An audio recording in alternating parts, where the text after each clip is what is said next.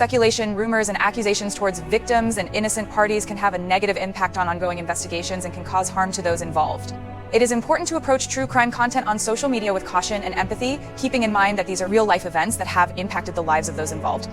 Let's take a look at some different cases of missing children and the public appearances made by their families after they went missing. I'm going to show multiple interviews. Some of these families are eventually charged in relation to the disappearance and some aren't. Do you think that you can tell which cases have family that are eventually charged with being involved in the disappearance and which ones weren't? Let's find out. October 16th, 2021, Cleo Smith, a 4-year-old little girl, disappears from a family camping trip. Her mother, Ellie, states that the family went to bed in the family's tent at around 8 p.m. Cleo woke up at 2:30 a.m. to ask for a drink of water and went back to sleep. When they woke the next morning at 6 a.m., they found that Cleo and her sleeping bag were gone. If you know anything at all, call the police, because we want our daughter back, and she wants us. Our daughter, Isla, she needs her big sister. We need her home.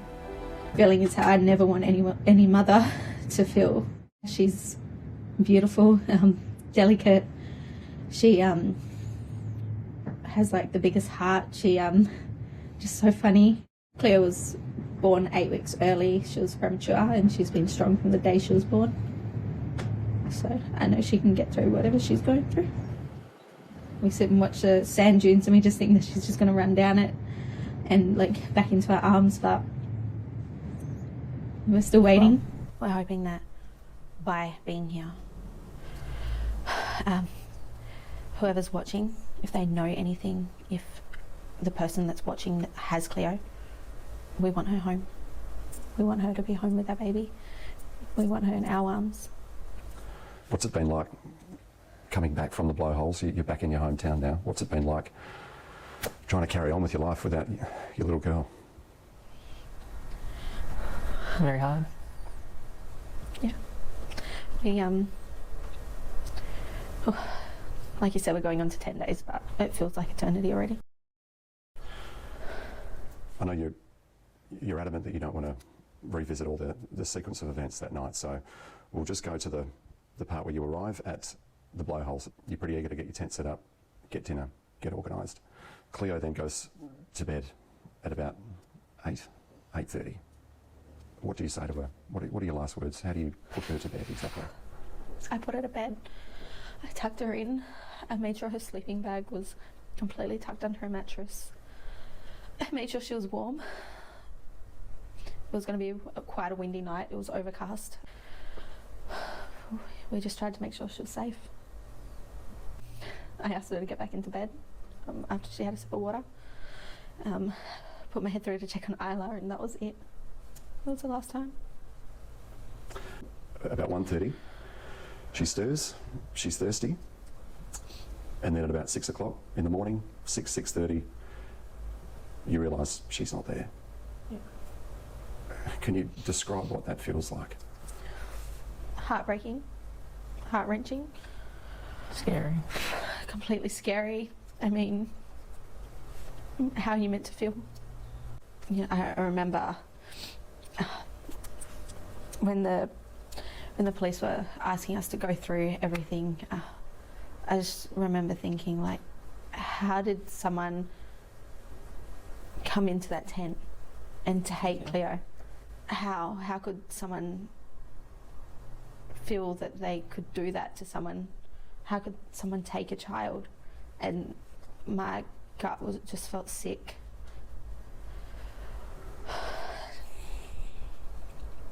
I know police have categorically ruled out that Cleo could have wandered off on her own. When they deliver that fairly blunt assessment of things to you, how does that sit? Pretty heartbreaking. So when you pull back that divider and she's gone, what do you do? Where's your head at? You pretty much just started searching. I mean, where could your head be? It was everywhere. No one I know of has been through that, and I would never wish for anyone to wake up and feel that feeling that went through me. I couldn't explain it to you. Inspector Monday said on Sunday he was not at liberty to divulge what else might be missing. He has repeated the assertion that authorities were not ruling out any possible causes for Cleo's disappearance. We can't take anything off the table, he told Sunrise on Tuesday. Inspector Monday confirmed on Tuesday Cleo's biological father had been interviewed by police as part of the search for his daughter. Daniel Staines was asked to give a statement at Mandaras Station, 1,000 kilometers south of where Cleo vanished. He reportedly did so willingly and appeared with his parents by his side. There is no suggestion he had anything to do with his daughter's disappearance.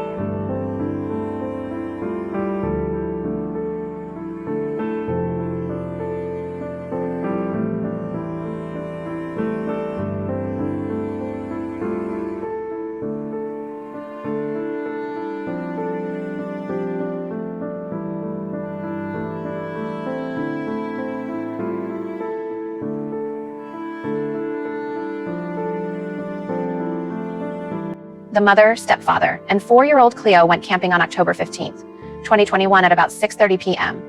Cleo's mom says they went to sleep at about 8 p.m. Cleo woke up at 2:30 a.m., asking for a drink of water and went back to sleep after getting a drink. When the family woke up at 6 a.m. on the 16th, they discovered Cleo and her sleeping bag gone. The tent was open to a length of about 30 centimeters from its fully open position. Hey, Bobby. Bring the camera in. Come here. Come here. I've got you, Bobby. What's your name? You're alright. What's your name? What's your name, sweetheart?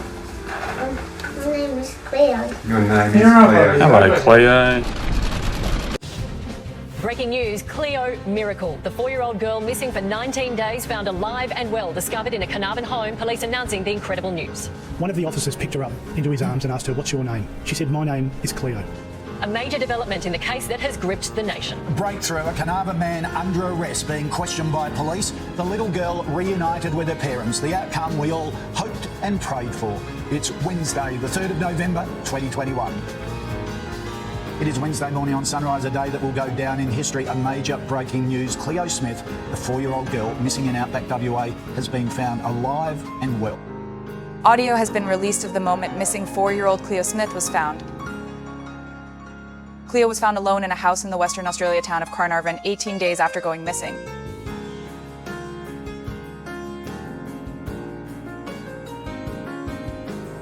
Hey, Bobby. Bring the camera in. Come here.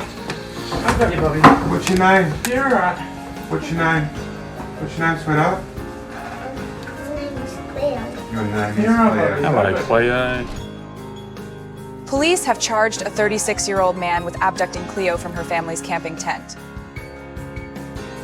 And feet shackled. Terence Darrell Kelly was flanked by special operations officers as he boarded a small plane for the 2-hour flight from Carnarvon to Perth. He'll be held in a maximum security prison ahead of his next court appearance in a month's time. Since his arrest, new details have emerged about the 36-year-old and his life in the town. It's understood he grew up in Carnarvon and was raised by his grandmother, who died a few years ago. He was just quiet and to himself all the time. Yeah. Why did not talk to him? I don't know that fellow. On social media profiles featuring his picture, Mr. Kelly boasts about his large collection of children's toys, mainly dolls, and posts online back that up. The ABC has been told he's a regular customer at the local toy store and asked to have dolls gift-wrapped for his daughters. But neighbours and family say he lived alone. Was one of those guys who pretty much stuck to himself. You know, he would only mix with the guys every once in a while. We do see him around town before they see it happen. He was one of the guys who just walk past, don't say hello, don't even look at you. The house where Cleo Smith was found remains a crime scene. Shortly after 1 a.m. in the morning, Ellie Smith woke to her phone ringing. "We've got someone here who wants to speak with you," said the detective. It was Cleo safely in the hands of the detectives that had just rescued her from the home of Terence Kelly.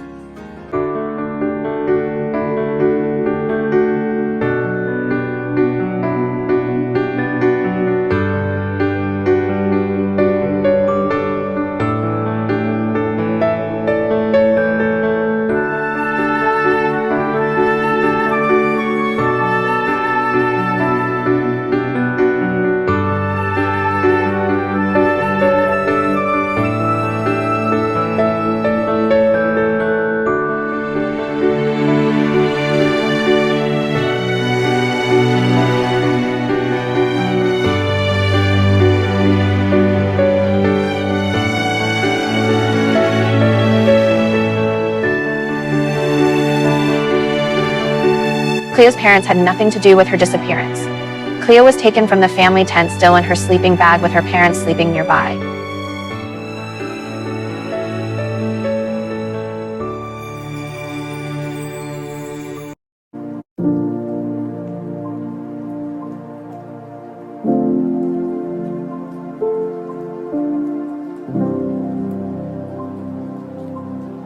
Police respond to Rankin Lake Park in Gastonia after Maddox Ritch was reported missing by a park employee around 1:30 p.m. Maddox, a 6-year-old boy with autism causing him to be nonverbal, went missing on September 22, 2018 while at the park with his father and another adult. They were walking on the track that goes around the lake. His father states that Maddox got ahead of him, and before he knew it, he was out of sight. His father has diabetic neuropathy, so he can't move as fast as Maddox.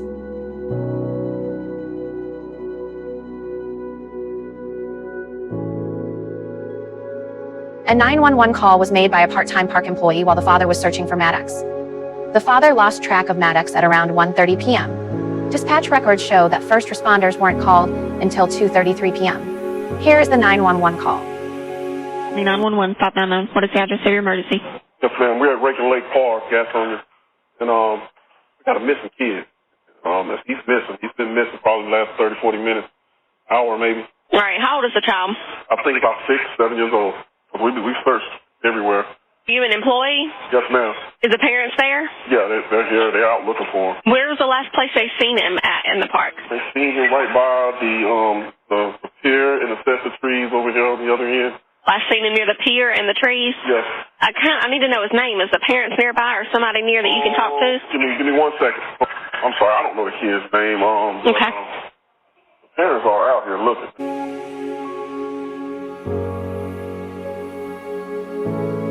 Hundreds of federal and local agents on the move, from drainage pipes to manholes. The desperate search expanded for 6-year-old Maddox Ritch.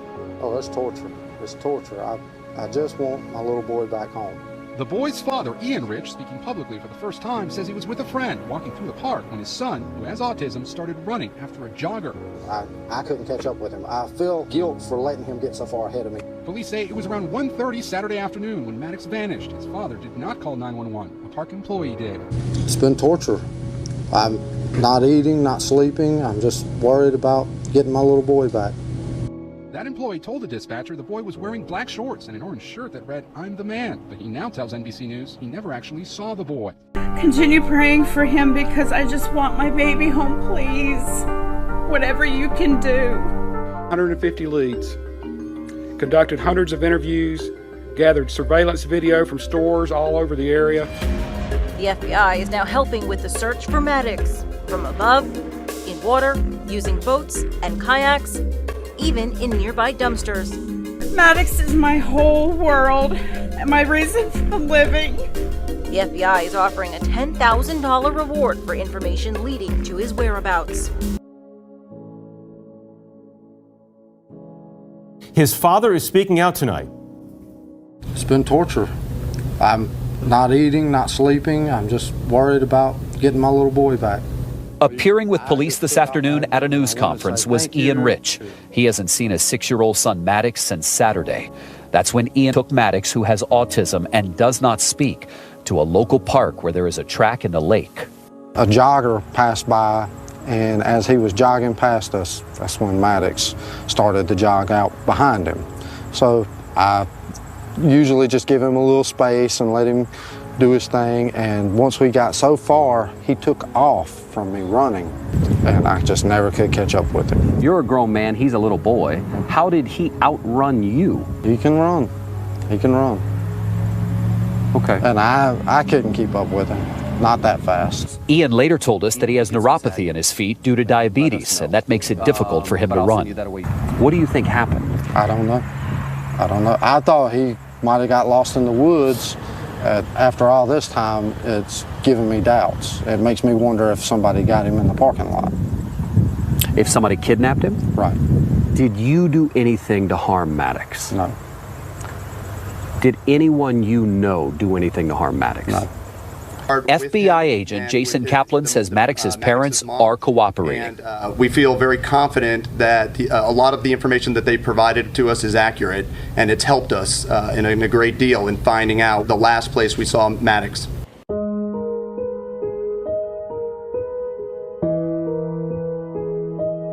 More than 24 agencies, including the FBI, are searching around the clock in North Carolina for a 6-year-old boy who vanished Saturday. A $10,000 reward has been posted. David Begnaud reports from North Carolina. Tonight, an emotional plea from Maddox Ritch's mother, Carrie. I would appreciate it if you were at the park Saturday and saw Maddox.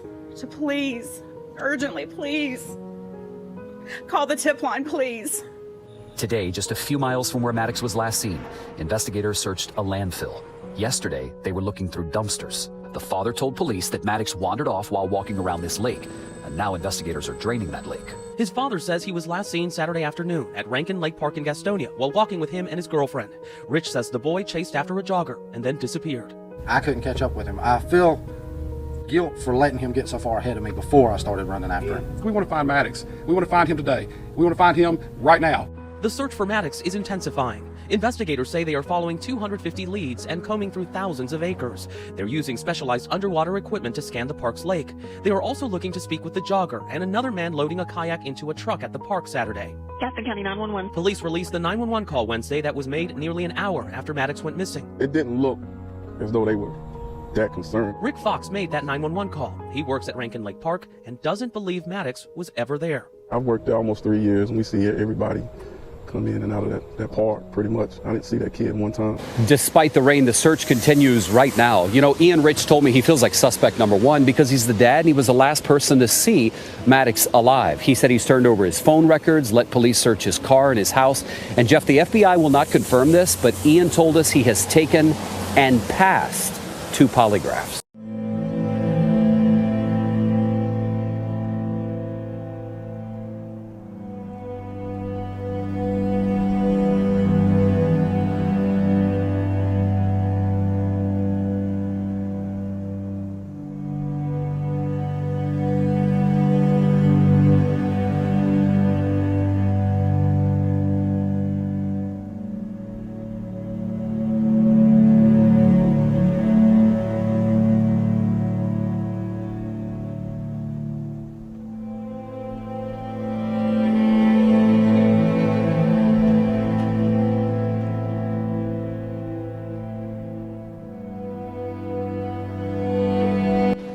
A search team in North Carolina found a body today in a shallow creek. The remains are believed to be those of Maddox Ritch, a young boy with autism who disappeared last weekend. Here's Manuel Bojorquez. The boy's body was found in a creek about a mile away from the Gastonia, North Carolina park, where 6-year-old Maddox Ritch was reported missing last Saturday. Gastonia Police Chief Robert Helton choked back tears. I'm heartbroken.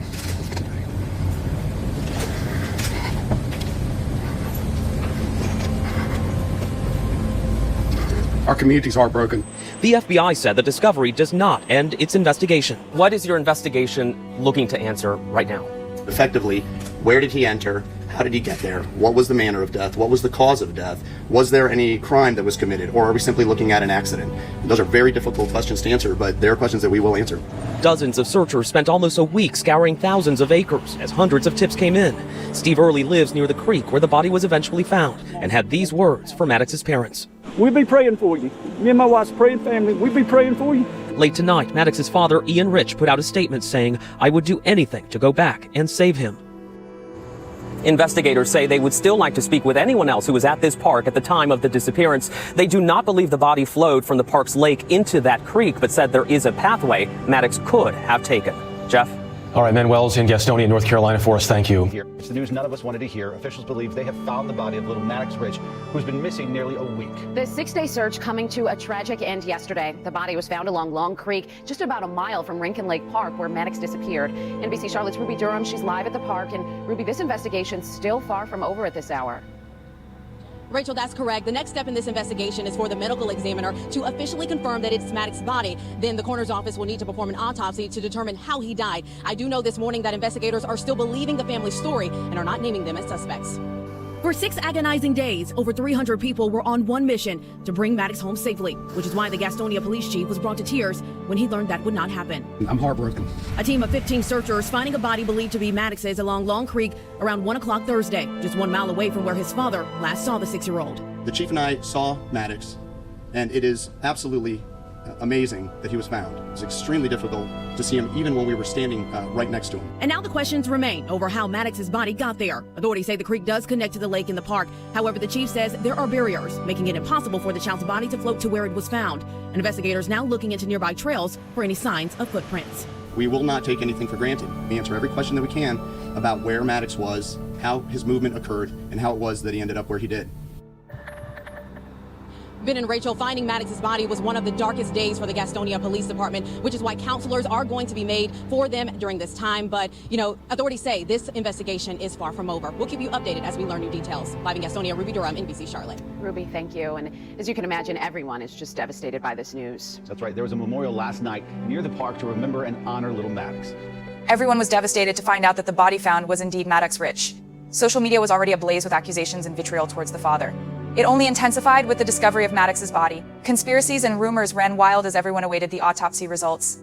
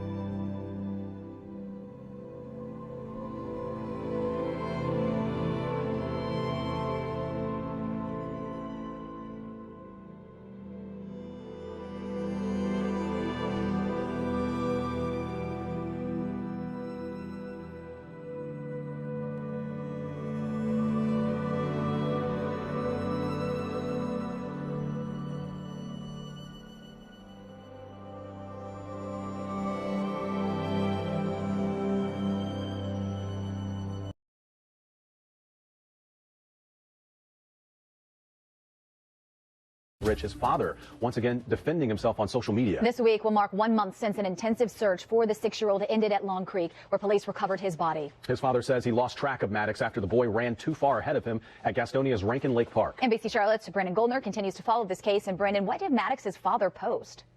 Well, friend Sarah, Ritch posted to a popular Facebook group devoted to discussing the case. It is a closed group. You have to request to be a member. However, there are more than 4,000 people who are a part of the group, including several NBC Charlotte reporters, myself included. It's torture. I just want my little boy back home. From the moment he first spoke publicly in September, Ian Ritch insisted his 6-year-old son, Maddox, ran too far ahead of him on that fateful Saturday trip to Rankin Lake. I couldn't catch up with him. I feel guilt for letting him get so far ahead of me. Nearly a month after that news conference in which people questioned just how true his words were, Ritch is defending himself for the second time on Facebook.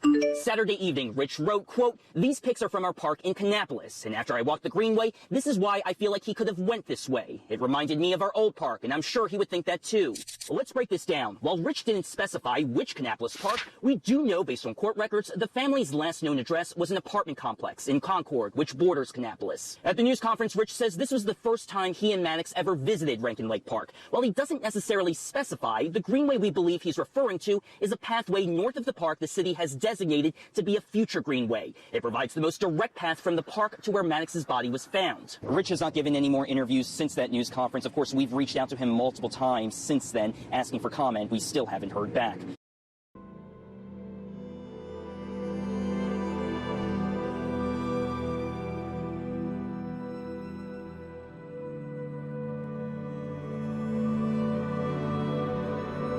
The men and women who searched and found the body of Maddox Ritch honored tonight in Gaston County.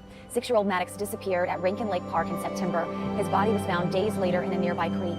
An autopsy revealed he died from drowning. Tonight, members from the Civil Air Patrol who were part of the search efforts received an award of service from the North Carolina Wing Command for their service to the community. He was just a sweet little boy, always wanted to cuddle, always hungry.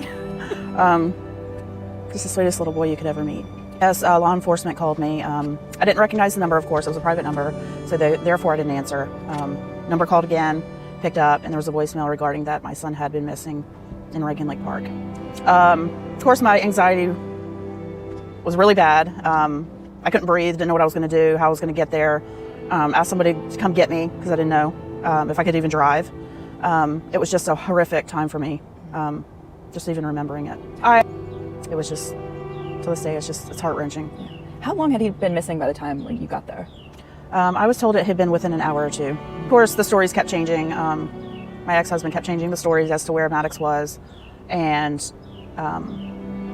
he was over by the water, he was over by the parking lot. It escalated, and no one really knew where Maddox could have been or what direction he could have gone. It was devastating. I had no idea. Like, could Maddox be still in the woods? Could have somebody abducted him? Could somebody have done worse to him? I just didn't know, and it was the longest 6 days of my life, having to wonder and sit there. You know, is Maddox okay? Is he off in the woods just hiding? You know, just didn't know. I had so many mixed emotions I can't even explain. I was sad, angry, like, why did this happen to my child? Not questioning God, but just not knowing, you know, where he was or what happened. Yeah. The first to second day, I knew something bad had happened. I knew he wasn't coming back. I felt like maybe somebody had taken him, maybe. Just didn't know. Well, during the search, myself and my ex-husband were not allowed to be in the park. It was just like law enforcement and the crews that were there available to look for Maddox. So I can't thank the community enough, and the law enforcement and Gastonia Police Department and the FBI for all that they did for Maddox and the search. You never know what's going to happen. You know, I truly miss my little boy, and I know that one day I'll see him again. And that's what keeps me going every single day. Every day that passes, I know that I'm going to see him. So I always feel him in my heart. I know he's always going to be there with me. He may not be there with me physically, but he is there with me. Little signs of birds or butterflies or beautiful rainbow, it captures my heart. And on his stone, on the very top that you see there, it's Maddox. That was his handwriting. That was the day before he went missing. He wrote that in school. And then below it, you see God Way Mama. That was his favorite song, God Will Make a Way. Because he was a mama's boy. We were very, very, very close.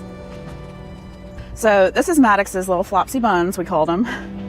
I actually got that for him when he was a year old. He loved this little bunny. He'd always bite on it when he was teething. That was his thing, he'd just bite on it. So still had that little indention, and it's still as flopsy as ever, and I sleep with it every night. So that was his little favorite bunny, other than his teddy bear. I think of him holding it by the ear and biting on it. Maddox's death was determined to be accidental, and nobody was charged with anything in relation to his disappearance or death. They believe that he drowned very shortly after he went missing, and the animal bite wounds were post-mortem wounds.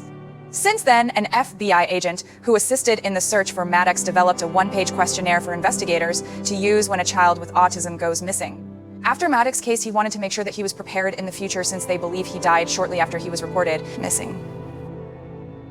This questionnaire was circulated throughout the FBI's CARD team, which includes approximately 75 members in FBI field offices across the country.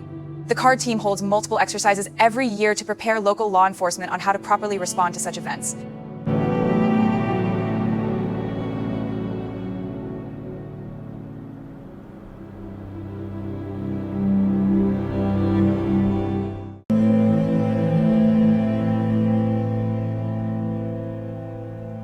The mother of a Sullivan County toddler at the center of an Amber Alert investigation issued a plea tonight for her daughter to come home. Tonight, Megan Boswell said she wants the person who has her 15-month-old daughter, Evelyn Boswell, to bring her home. Tonight, Megan said her mother agreed to babysit the child around Christmas, but never gave her back, saying that Evelyn was safe and then threatening her if Megan went to police. You're looking at new photos of Evelyn shared by Megan tonight.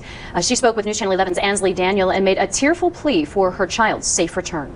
I've told TBI where to find her in Mendota. My mom took her to a campground and a silver camper, and if they don't go tonight, I'm going to go find her myself. Evelyn Boswell's mom, Megan Boswell, Monday night insisting it was her mother who last was taking care of the child. We went to go out to eat, and then my mom came and got her. She was wearing a little hot pink tracksuit with a matching bow and little matching shoes, a little bit before Christmas. Megan says her mother was babysitting Evelyn while she had to work. When did you know that something was wrong? Just when she left and took off and just didn't answer her phone. Or the person that is in Mendota has had her the whole time. Who that person is, Megan says her mother knows. We took that information to Captain Andy Seabolt with the Sullivan County Sheriff's Department. He said during a search of 3 campgrounds in Mendota, Virginia, nothing was located as these locations were checked. At a press conference last week, Sullivan County Sheriff Jeff Cassidy said that Boswell has provided conflicting stories. I was trying to protect my mom, maybe in hopes, oh, well, she'd just tell them where Evelyn was, but obviously she's not going to. Megan's mother, Angela Boswell, is in the Sullivan County Jail after being arrested in North Carolina Friday, traveling in a stolen car. Megan says the two haven't spoken since last Wednesday, the day the Amber Alert was issued. But whenever, she picked me up Wednesday, And I told her, like, hey, they're doing a press release about the Amber Alert thing, and then she freaked out, and that's why they couldn't find her. Like, nobody talked to her for days until they arrested her. Megan describes Evelyn as a perfect baby, advanced for her age in terms of development. She sent us these home videos on Monday. Evelyn. Hi. She's very sweet. She loves everybody. She's never been mean ever, which I'm very thankful for. She's just a really good-hearted baby in general. You believe you know who has her. What do you have to say to them? Just bring her back. I just want her back. That's all I want. I've been so long without her, and I know a lot of people are like, oh, why didn't you report it missing earlier? Because my mom threatened me, and I just want her back. That's all I can think about is how much I just want her back.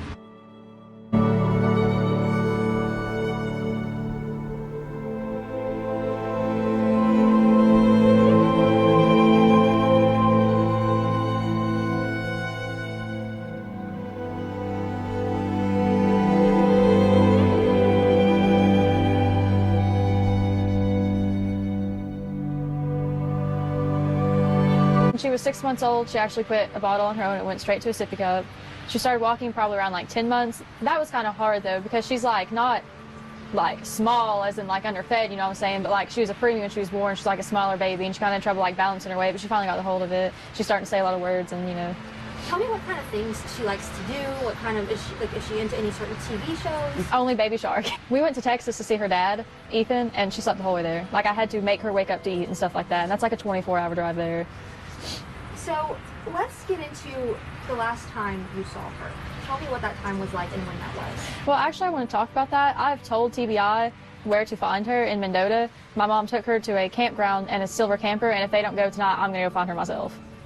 Because I've told them, and they're not really like taking it seriously, and if they don't go tonight, like I will go myself and go get her. Tell me about the last time though that you saw Evelyn. Tell me what you guys did and when that was. We went to go out to eat, and then my mom came and got her. She was wearing a little hot pink tracksuit with a matching bow and little matching shoes. And was this December 20, like right after Christmas? A little bit before Christmas. My mom, like you can ask her, is a very vindictive, manipulating person, and Yes. she basically like threatened me the whole time. But she was gone. Do you know who has Evelyn right now? She dropped her off somewhere in Mendota at a silver camper. But my mom would always say the person, not like people, plural. So there is a person that has her in Mendota. They're not taking me seriously, TBI isn't, because I've not fully told them. I've been like, hey, like my mom camped out at Mendota, you want to go check them out, but I've never been like specifically, hey, she's not your silver camper, because my mom did threaten me, like, you know, if I told anybody. I'm not going to get into that, but she did. So your mom has had Evelyn the whole time? Or the whole time? Or the person that is in Mendota has had her the whole time. Tell me why you let your mom take care of her. Did she take her from you that night? And Well, she was just supposed to babysit her because I was going to work. And then when did you know that something was wrong? Well, whenever, like, she picked me up Wednesday, and I told her, like, hey, they're doing a press release about the Amber Alert thing, and then she freaked out, and that's why they couldn't find her. Like, nobody talked to her for days until they arrested her. She just kind of poof, gone. But she kept trying to take me to Mendota, and I kept asking, I was like, are you taking me to Evelyn? And she would never tell me yes or no. And I was like, well, if you're not, I'm just calling my police station to come and get me, like, I'm not playing these games with you. And so tell me, the day that you dropped her off with your mom to let her babysit, was there anything off about your mom that day? Did you have any suspicion that she was going to take your child? No. Well, I called her, and she was just like, oh, she's safe, like, you know, that kind of thing. And then she started threatening me, which, like I said, I'm not going to get into, like, everything she threatened me with, you know, because I'm just not, but... Obviously now that you believe you know who has her, what do you have to say to them? To just bring her back. I just want her back, that's all I want. I've been so long without her, and I know a lot of people are like, oh, why didn't you report it missing earlier? Because my mom threatened me, and I just want her back. That's all I can think about is how much I just want her back. Talk to me about when you had the indication that she was missing and something was seriously wrong. Just when she left and took off and just didn't answer her phone. Talk to me about why your dad made that report. Because he was talking to my mom the night before, and he was like, oh, well, if she doesn't come home, I'm going to call. And she was going on, well, you're going to regret this. Like, I'm going to have to leave and never be able to come back. You will regret this. Was there a reason that, that you didn't make the call and it was your dad? Because mom kept threatening me if I made the call. You said that you've had some issues with your mom in the past. Was there a reason you decided to let her babysit her that night? I know that, you said that you had... Well, she's my mom. I wanted to trust her. Sheriff Cassidy told the media on Friday, I was there, that you were giving conflicting statements. Because I wouldn't necessarily... I was trying to protect my mom, maybe in hopes, oh, well, she'd just tell them where Evelyn was, but obviously she's not going to. So now you're coming out and you're saying this is the honest truth, that you know where she is. I know she has to be in a campground in Mendota with somebody. And mom told me that they had a silver camper, and that's all she would tell me. Are you cooperating as much as you can with TBI and the Sullivan County Sheriff's Department? I am. My favorite thing is the first time she kissed me, Lord, I cried for over a week because she would pull my hair and I would just let her do it, you know, because I love her. Like, I didn't want to make her cry or be upset in any way. And she would pull chunks of my hair out. And she was in her walker one night and, like, she dropped her sippy cup and I bent down to pick it up. And I thought, oh, she's going to pull my hair. She pulled my face close to her and she kissed my cheek and I just, like, cried about it for over a week. So I was like, oh my God, I'm the first person that she's kissed. You know what I'm saying? Just, like, little stuff like that. I love her to death and I would hate to have missed out on anything, especially because of my mom. You said you can't take a polygraph? No, I came here to take a polygraph and due to policy, they cannot give me one. Okay. Due to their policy? Mm-hmm. Okay. You can't tell me why? Based on their policy, or you just don't? Based on their policy. Okay. Can you tell me a little bit of what's going on today? Did you volunteer to come take a polygraph? Yeah, but they can't do their policy. They can't give me one. All right. And how are you doing today? I mean, not good. Not good. Do you feel like any headway is being made with the search for Evelyn? I know they're trying their best. How are you doing with, I know last time you told me all about how you're missing her and everything. And it just gets worse every day. It does.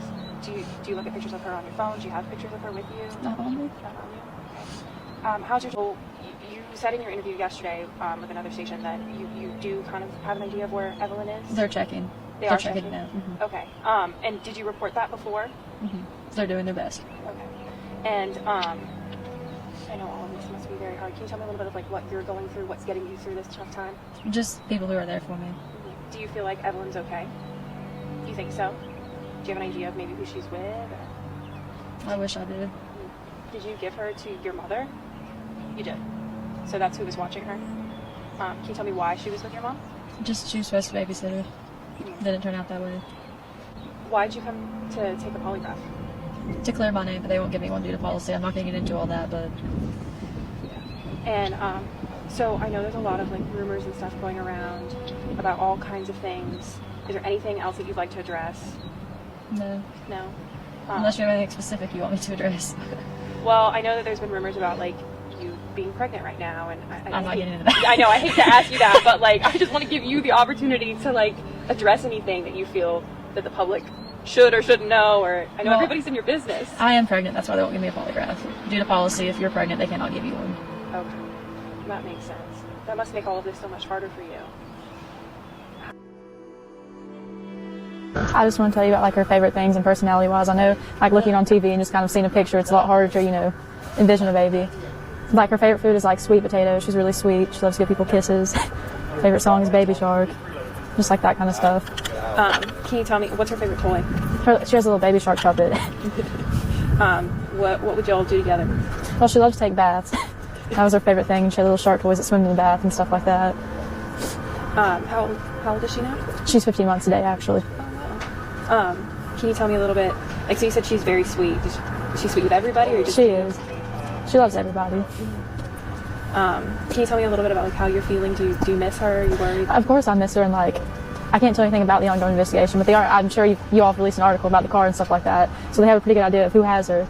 I mean, if they're watching, I just want them to bring her back. Is there anything you'd like to say to them if they're watching? I just want her back. Yeah, that's my child. I'm sorry. I know this must be hard. Why don't you tell me a little bit more about her? Do you have any pictures of her? Have you been looking? Not on me, no. Not on you. Have you been looking at photos and stuff of her while you're? How are you coping with all of this? I just want her back. If you could tell her anything now, what would you say to her? I love her and I miss her, and that I'll be with her as soon as I can get to her any way I can. Is there anything that you can tell us about, like, what kind of baby she is? I know you said that it's hard to see. She's a happy baby. She hardly ever cries. She wants to wave and talk to everybody. She walks funny. She doesn't know how to pick her feet up, so she kind of wobbles. Is she talkative? She is. She giggles a lot. You'll smile at her, she'll just start giggling. She's very happy. Mm-hmm. And so you said she is talkative. Is full sentences? Like, what milestones has she met? Like, is she a smart little girl? She is. She hit every milestone early. She can almost say I love you. She's not fully got to sentences yet, but she does say a lot of words. You must be so... Well, the reason I didn't report it or anything is because I knew the person who had her, and I didn't want them to run away with her. And as soon as they thought anything was going on, they just kind of vanished. Mm-hmm. So I'm just worried about, like where they're at, what they're doing with her at this point in time. So you do know who has her? You do? Can you tell us who that is, or you don't? I can't release anything further about that. I'm sure they will at the press conference, but further than that, I can't say anything. Mm-hmm. And so you do know who has her. Are you worried about her safety? Well, now I am, because they won't answer phone calls. They've just kind of disappeared. Can you tell me a little bit more about like how you're feeling? I know all of this is scary and everything. It is. I just want her back. So That's all I can think about. So just get her back. Is there anything the community can do to help you? No, other than look for her. I know they released the car information and the tag number and stuff like that. Just any leads at all, they need to like call us so we can go check them out. I don't have her. So you said like obviously you can't share anything about the case. So you haven't been sharing with like your family or anything either? No. How's that of not being able to confide in anyone? I mean, the police officers are very nice, especially like Sergeant Matt Price and stuff like that. I can talk to him or like them, and they've been like really helpful this whole time. They really have been. First thing that you did? Just hug her. I mean, I know it sounds weird, but like I miss how she smells and like her laugh and like everything. I just want to hold her. But if you could do this all over again, is there anything you would do differently? Yeah, I probably called the first day. I should have, but I just didn't want them to run with her like they have now. Did you ever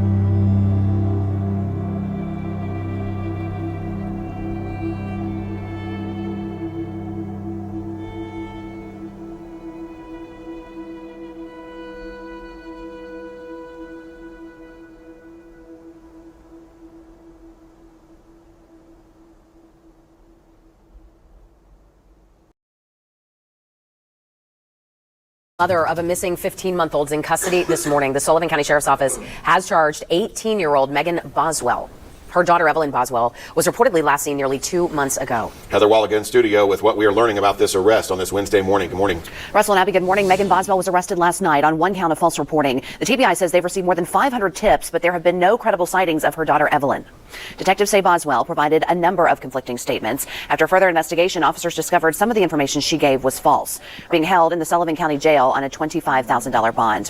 Here's what we know about other people in this investigation. Evelyn's grandmother, pictured here, Angela Boswell, was arrested in North Carolina for stolen property. The car she was driving was listed as stolen. Boswell was arraigned in court in Sullivan County but didn't enter a plea. She is due back in court on March 4th. And Evelyn's father, Ethan Perry, is talking about his missing daughter for the first time, saying he's concerned for her safety and is keeping close tabs on the investigation. He says he wants to keep his privacy as the case progresses. Meantime, the Tennessee Bureau of Investigation is asking everyone to submit tips to their hotline. If provided to us were false. Many of the false statements that Megan made delayed our investigations and also impeded our investigations on trying to find Evelyn. As a result, she has been charged with false reporting. Because the investigation remains active and ongoing, we can only release specific answers to this investigation. Of course, everybody knows that a lot of the stuff that we've received, with it being conflicting and inaccurate, and a lot of the information you all are receiving are from the mother, Megan. A lot of the stuff that you're seeing out on social media and a lot of the stuff that has been relayed to you hadn't come from our office. So we want to release the most accurate information to you all, and we want to be promptly in doing so. So a lot of the stuff that you all are getting is from the mother, and you take with it what you want, but she has been inaccurate, conflicting statements all through this investigation. Breaking news, authorities have found remains believed to belong to missing East Tennessee toddler Evelyn Mae Boswell. News Channel 5's Jason Lamb is at the 5 Alert Center with what we know right now. And Jason, after a 2-week search for Evelyn, this was not the news people were hoping to hear. Yeah, Emily, there's no other way to put it. This is a heartbreaking update at the end of a heartbreaking week in Tennessee. The remains were found this evening on a property. Evelyn's grandfather reported her missing to the Department of Children's Services. The property is on Muddy Creek Road in Blountville. Deputies from the Sullivan County Sheriff's Office were searching the property when the remains were found. Those remains will be sent for an autopsy and a positive identification. Well, from the hearing this today, certainly the hearing the Boswell family from them after remains were identified as 15-month-old Evelyn Boswell. The Tennessee Bureau of Investigation says the remains were found Friday on property owned by a family member. Evelyn was last seen in December and reported missing by a family member in February. Marlena Boswell Ellis spoke on behalf of the family on the phone today. The immediate Boswell family of Evelyn, they're in anguish and grief over the loss. It's been a very rough and trying time for everyone. And at this time, they do not want to speak publicly in regards to the tragedy. They are still trying to process what has happened. Now, no charges have been filed in the child's death. Evelyn's 18-year-old mother remains in custody on false reporting charges. Baby Evelyn. Her mother's been charged with the murder. She went missing. Mom did not report her missing. Her grandfather had to make that report. She was then found on some family property. And now we're getting more details about the cause of death. And it's gruesome. Let me bring in Joseph Scott Morgan. He's in Jacksonville, Alabama tonight. He's professor of forensics at Jacksonville State University, former senior investigator for the Fulton County Medical Examiner's Office, and the host of the incredibly popular Body Bags podcast. Joseph, let me put up on the screen. Thanks for joining us again. Baby Evelyn's cause of death. And this is what we learned in court. Cause of death, asphyxia. Manner of death, homicide. Here are the details. Evelyn was found wrapped up in aluminum foil and a blanket inside of a trash bag that had been discarded in a trash can. The chief medical examiner says aluminum foil obstructed her airway and was found inside of Evelyn's mouth. We also know that she was upside down in that trash bag. Here's what Megan Boswell told TBI, Tennessee Bureau of Investigation. She allegedly told the agents that Evelyn's death was an accident. She claims that she and her boyfriend rolled over on Evelyn and smothered her while they were all sleeping in the same bed. Your thoughts about the details we're learning here. What does it tell you? Well, you've got an obstructed airway, which, is facilitated through this aluminum foil. I don't ever recall hearing of a case where aluminum foil was utilized. However, what does happen, and I think that many, certainly parents who have this terror, I know I had when my kids were little, the kids are going to stick something in their mouth that's going to obstruct their airway. Aluminum foil can be manipulated and rolled up into a tiny ball. If that's what you have at your disposal, you can take this, wrap it up or wad it up and stuff it into the mouth like this, and automatically you're obstructing the airway. There's another troubling piece to this, Ben, and another layer to this from an asphyxial standpoint. Remember what what is being said here is that she was found in this bag, wrapped in a blanket, and she is inverted, upside down. And that can lead to further exacerbate the condition of asphyxia through a condition called positional asphyxia. I've worked cases where kids have fallen in between the wall and a crib before when a crib was not put together properly. And they inverted like that and they died as a result of positional asphyxia. The trick is this, to try to explain this to a jury, and the pathologist is going to have to stand and deliver relative to this, because there's some subtlety that's involved here. You're going to hear a lot about obstruction of the airway, how this is facilitated, and also, how long this would have taken. Because it's not a quick death. It's not something where, if your mind automatically goes, well, maybe it was a merciful death. Ben, I got to tell you, this would not have been. This would have been absolutely, positively horrific. Little Evelyn suffered. Yeah, no doubt about it. Yeah, because, as your body kind of phases through this oxygen deprivation, which is going on, your brain, even at this age, is screaming out, I need oxygen. There's panic that's involved with this. You're struggling, just to have your chest rise and fall because it's insufficient oxygenation. And this primal response kicks in where, you just want to survive. And she would have felt that. Today, Megan Boswell faces multiple charges, including felony murder for the death of her toddler, Evelyn Boswell. News 5's Ashley Hoke was in the courtroom for that hearing. So, Ashley, where does this case stand and what new information were you able to learn today? Yeah, Rebecca, as you mentioned, Megan Boswell back in a courtroom today here in Sullivan County, and it actually was a very quick hearing. Now, some new information that we did learn today is that Megan did plead not guilty to a new charge of premeditated first-degree murder. But this hearing was actually expected to focus on the defense's request to move the trial out of Sullivan County due to publicity surrounding the case. However, that hearing has now been reset for August. I asked Boswell's attorney, Gene Scott, why he feels a change of venue is needed, and Sullivan County District Attorney Barry Staubus if he believes an impartial jury can still be found locally. What we've asked is to move it out of Sullivan County. Obviously, I think this case has been picked up in most of the major news markets in Tennessee, but it probably has not been examined as heavily, say, in the national market or the Memphis market as it would be here because it's not local to them. I've always maintained that we believe that we can pick a jury that can fairly hear the facts of this case and render a decision based on the facts and the law.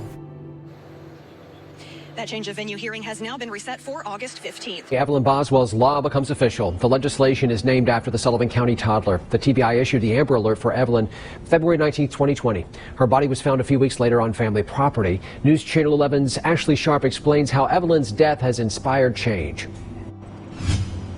Josh, when the Amber Alert went out for Evelyn Boswell last year, police learned early on that she had actually not been seen by some family members for around 2 months. Well, thanks to this new legislation, it's now illegal in Tennessee to not report your child who is 12 or younger missing within the first 24 hours. It's something good to come of a tragedy. She's probably smiling down from heaven right now thinking about it. Evelyn Boswell's law is now Tennessee law. It requires parents to report their child missing within the first 24 hours or be charged with a Class A misdemeanor. It just amazed me that we didn't have something on the books already that addressed this. Representative John Crawford of Kingsport sponsored the House version of the bill. It passed unanimously in the Tennessee House and Senate. It's a step in the right direction. The difference this law would have made in the Boswell case, police could have arrested mother Megan Boswell on this charge much earlier for not reporting Evelyn missing within the first day. That first 24, 48, 72 hours is crucial in the recovery of a child. So, as you know, 2 months goes by. You don't know where they're at, where they've been. Police would ultimately arrest her on charges of false reporting and later charge her with murder. They say having this law in place sooner could have helped their investigation, but most importantly, hold her and other parents responsible for neglecting their child's safety. Morning's top stories. Jury selection for Megan Boswell's trial was scheduled to begin this morning, but it's been postponed. The questionnaires for potential jurors were finalized in late November, and now jury selection will take place on February 3rd. Boswell faces several charges in the death of her daughter, Evelyn Boswell, including 2 counts of felony murder, 1 count of first-degree murder, and aggravated child abuse.